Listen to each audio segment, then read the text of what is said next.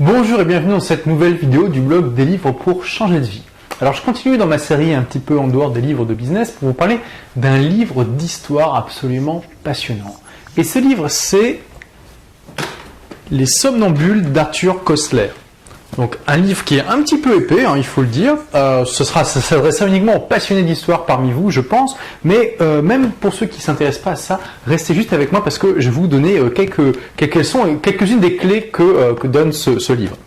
Donc, Arthur Koestler, c'est un historien tout à fait intéressant qui a l'habitude d'écrire des livres d'histoire extrêmement complets, extrêmement recherchés, avec aussi une tendance tout à fait intéressante qui est de vraiment donner une vie aux personnages historiques. On a l'impression un petit peu de les connaître au quotidien, de les découvrir, de les avoir à côté de nous en train de discuter avec nous, tellement il arrive à leur donner quelque chose, une personnalité, une vie qui fait qu'on on a vraiment l'impression de les connaître. Ça c'est vraiment un traitement, il traite ces personnages de manière très différente de ce qu'on peut voir dans le livre d'histoire classique. On a vraiment l'impression de lire une histoire. Alors d'ailleurs, il y a certaines personnes qui critiquent cette approche en disant que il prend trop de liberté avec l'histoire parce qu'il y a des tas de trous souvent dans les biographies même des hommes les plus connus, et que du coup il les traite un petit peu comme des personnages de théâtre et que on ne sait pas vraiment si c'est du lard ou du cochon. Mais bon, peu importe. En tout cas, au niveau des faits en eux-mêmes, ils sont extrêmement bien recherchés. Peut-être qu'il y a un peu de liberté dans la manière dont il définit ces personnages, mais j'ai trouvé ça personnellement extrêmement plaisant. Et donc, de quoi parlent les somnambules? Eh bien, les somnambules parlent des génies qui ont complètement changé notre manière de voir l'univers. Je rappelle qu'avant le XVe siècle, c'était l'univers de Ptolémée qui était la manière standard de voir les choses, c'est-à-dire qu'on pensait que la Terre était au centre de l'univers, tout le reste tournait autour, y compris le Soleil, et que on pensait à des tas de choses qui étaient complètement fausses, mais on pensait que c'était vrai. Et il y a eu tout un tas de personnes qui ont remis en cause cette manière de voir l'univers. Donc d'abord, il y a eu Copernic. Ensuite, il y a eu Kepler, il y a eu Galilée, il y a eu Newton, puis d'autres après. Voilà, mais donc le livre s'attarde essentiellement sur Copernic, sur Kepler, un petit peu sur Galilée, un petit peu sur Newton. Et c'est vraiment extrêmement intéressant de découvrir,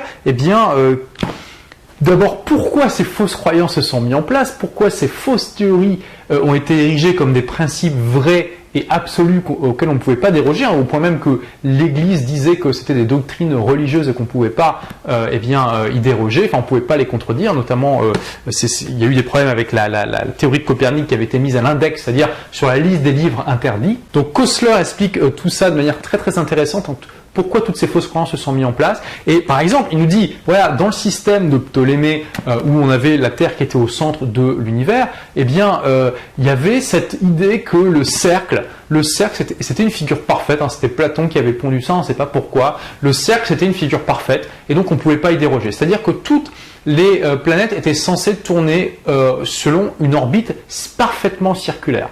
Or, on sait aujourd'hui que les planètes ne tournent pas autour du Soleil sous la forme d'une orbite parfaitement circulaire, mais sous la forme d'une ellipse, donc un ovale en gros.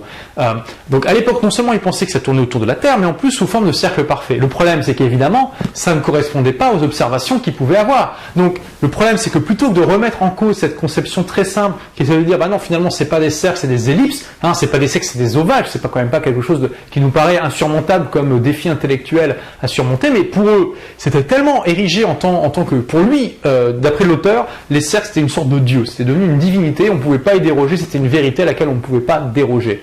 Et du coup, les hommes de l'époque ont imaginé des tas de systèmes pour que les lois mathématiques qui dérivaient de leur système puissent s'accorder aux observations sans pour autant remettre en cause le fait que c'était un cercle parfait, l'orbite des planètes, alors que c'était une ellipse, si vous arrivez à me suivre.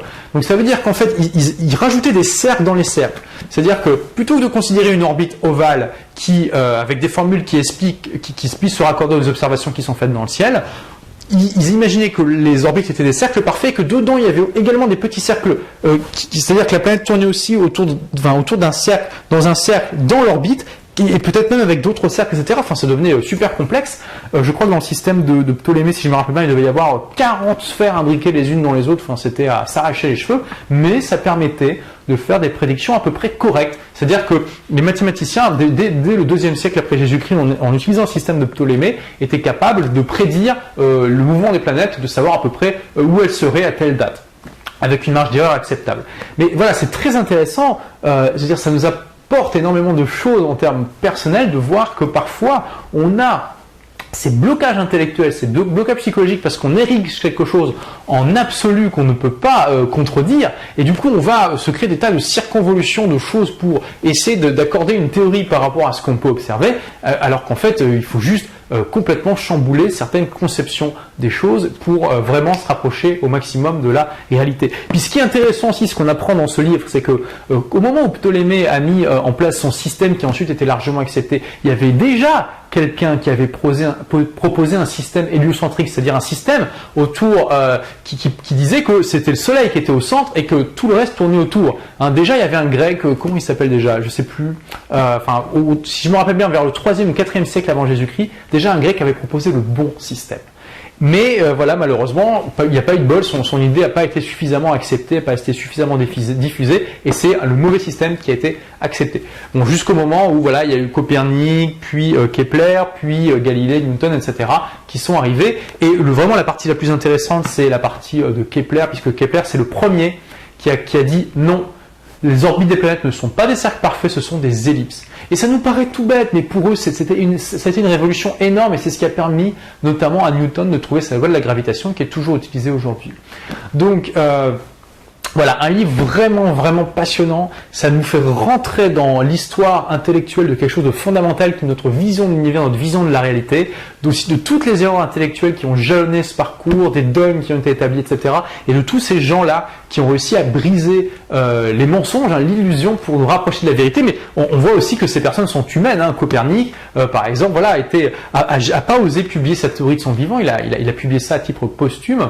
Et d'ailleurs, son système était loin d'être parfait. Il y avait aussi plein d'erreurs dans son système à lui, même s'il se rapprochait de la vérité. Par exemple, on croit que Copernic a été le premier à dire que les planètes ne tournaient pas autour de la Terre, mais c'est la Terre qui tournait autour du Soleil avec les autres planètes. Mais donc voilà, déjà, il y a un grec qui l'avait fait avant lui. Et Copernic, il disait pas, en fait, dans son système que c'est le Soleil qui était au centre du système solaire. Il disait que il y avait un point dans l'espace qui était le centre du système solaire, que le Soleil tournait autour de ce point et les planètes avec.